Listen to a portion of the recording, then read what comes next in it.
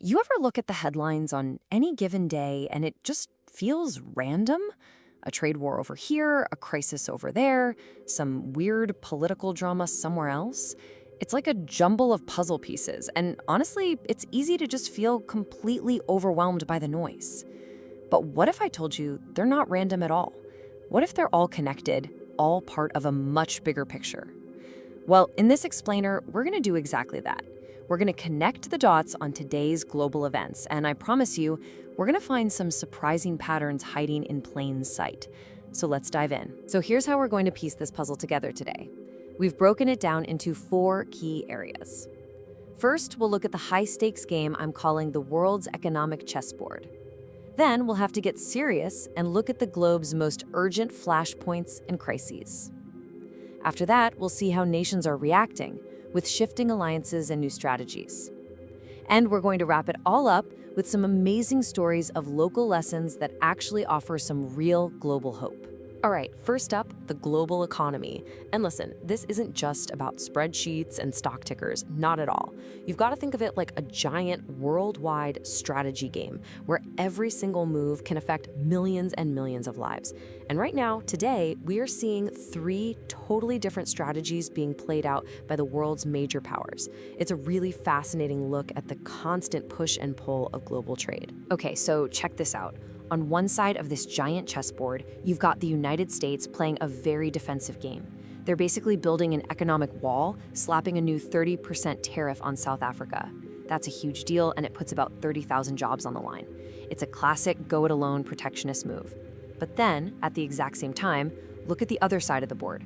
You have Canada and Indonesia doing the complete opposite. They're building bridges, finalizing a massive new partnership to link their economies closer than ever before. So you have 2 big stories breaking on the same day, showing 2 totally opposite philosophies of how to get ahead in the world. And here is where it gets really interesting. What's the unintended consequence of the US putting up that big wall? Well, it's a perfect example of what our source calls geopolitical Jenga. You know the game, right? You pull one block out, thinking you're making your own tower stronger, but what you're really doing is forcing all the other players to adjust, to get creative, to build something new. Instead of just hurting South Africa, this move is actually pushing them to find brand new markets to strengthen ties across Africa and Asia. Like the quote says, when you build a higher wall, you just teach other people how to build faster ships and find new routes around you. It's a brilliant, unintended consequence. So we've seen the strategy of building a wall. We've seen the strategy of building a bridge. But there is a third strategy in play today, and this one's coming from the European Union. Now, they're also mixed up in a trade dispute with the US, but their approach is, well, it's very European. They're choosing not to escalate. They're choosing to wait. So what's the EU's big move? It's a 6-month pause. They're hitting the brakes on their own retaliatory tariffs. Now, this isn't them giving up. It's a really calculated choice to de-escalate, to give the diplomats some breathing room, to actually talk and find a solution. They're prioritizing long-term stability over a short-term trade brawl. As our source so perfectly put it, it's the diplomatic equivalent of just stepping back and saying, hey, let's all just chill out a bit, gosh. So there you have it. 3 global powers, 3 completely different game plans, all happening right now. Okay, we need to move on, and for this next section, we really have to shift our tone. We're moving away from that strategic chessboard of economics and into the world's most acute crises. These are the flashpoints where human suffering is raw, it's immediate, and it's happening as we speak. Now, I know these stories are tough to hear, but they are absolutely essential to understanding the true state of our world today. We start with a single devastating number, 181. Let that just sit for a second. That is the official count of people, and that includes 94 children who have now died from starvation in Gaza. UN-backed experts have confirmed it. Their absolute worst-case scenario for famine isn't a forecast anymore. It's the reality on the ground.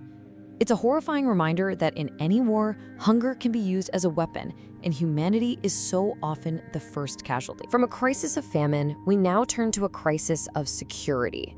In northwest Nigeria, armed bandits have just carried out yet another mass kidnapping, this time of more than 50 people. And it's crucial to understand this isn't some isolated, random incident. No, it's part of a terrifying and escalating pattern that points to a profound breakdown of the state's most basic function, the ability to protect its own citizens. And if you want to see what that kind of breakdown, that kind of state collapse looks like in real time, you just have to look at Haiti. There was heavy gunfire right near the US Embassy, forcing a complete lockdown. Now think about that. The embassy is supposed to be one of the most secure, most guarded places in the entire country. And as the quote says, when even the most fortified zones are not safe, it's a clear signal of terrifying, profound instability. It tells you the government has essentially lost control. You know, the world's attention is like a spotlight. It can only shine in so many places at once. And that means some truly terrible crises are left to fester in the shadows. Look at Sudan's civil war, a place where the desperation has become so extreme that people in the city of Al-Fashir are now eating animal fodder just to survive. Meanwhile, on the border between Thailand and Cambodia, there's this tiny flicker of hope, as fragile truce talks try to put a lid on a historical pressure cooker of a conflict that has already forced 250,000 people from their homes. One story of unimaginable horror, another of the most precarious kind of hope. Now, layered on top of all of this human tragedy, you have the world's major powers constantly maneuvering, always playing this high-stakes game of influence, posturing, and control. These next few stories show that game in action and how bizarre it can get. Okay, get ready for this one, because this might be the most surreal headline of the entire year. The Kremlin is publicly warning everyone to be cautious after reports that the US president ordered the repositioning of 2 nuclear submarines. And what was it in response to? Online comments. Let that sink in for a moment. We have apparently entered an era where a spat on social media, an angry online comment, can actually lead to the physical movement of nuclear assets. It's a global chess game being played with angry tweets and posts, which is not a very calming thought. And here is another absolutely fascinating power play, but this one's more like a puzzle. So, 600 retired Israeli security officials.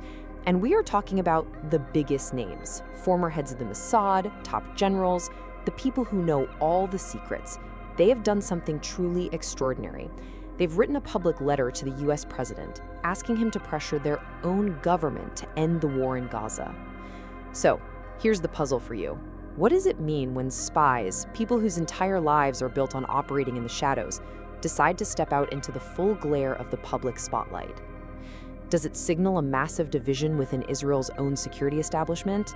Is it a desperate last-ditch attempt to change their country's course? It's a rare and incredibly powerful signal, whatever it means. So, with all this instability, all this competition we've been talking about, nations aren't just sitting back and watching it happen. Of course not. They're actively repositioning themselves. They're forging brand new partnerships, and they're developing clever new strategies to try and secure their futures.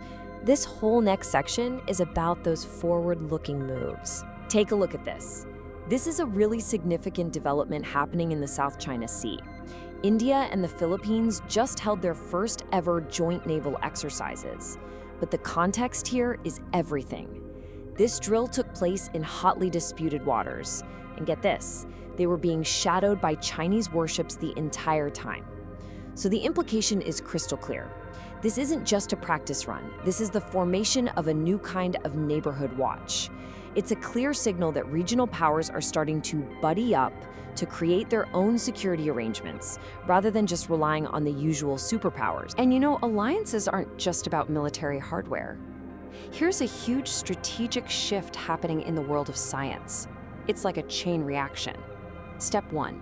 The US government starts to scale back its long-standing practice of providing free scientific data to the world. Step 2. This sets off alarm bells all across Europe. They start to fear becoming dependent on an unreliable partner for critical information, like the data you need for climate change modeling. Step 3. The response? A massive €1 billion investment to build their own independent data systems. Essentially, Europe is building its own scientific life raft after they noticed their main partner might be drilling holes in the one they were sharing. This is a perfect example of what experts call data sovereignty. And it's so important to remember that strategic positioning isn't always about hard power, like warships. Australia is giving us a masterclass right now in what's called soft power diplomacy. Their development minister just visited Indonesia, and the trip wasn't about defense pacts or weapons sales. No, it was all about cooperation, cultural exchange, and building mutual respect.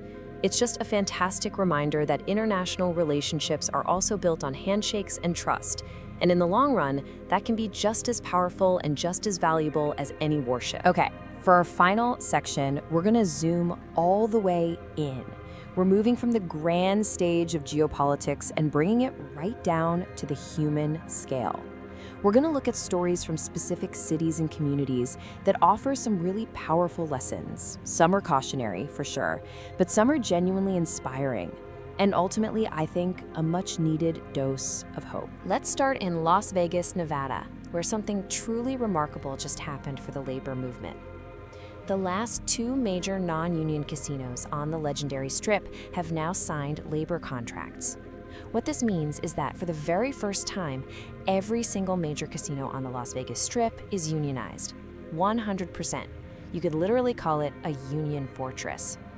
In an era where organized labor has struggled in many places, this is a massive victory for workers, showing that sometimes they can still hold a royal flush. Now for a much more sobering local story, this one from Bangladesh. After a huge popular uprising that brought a new government to power, you'd probably expect things to get better, right? More freedom, more openness. But this chart shows the grim reality.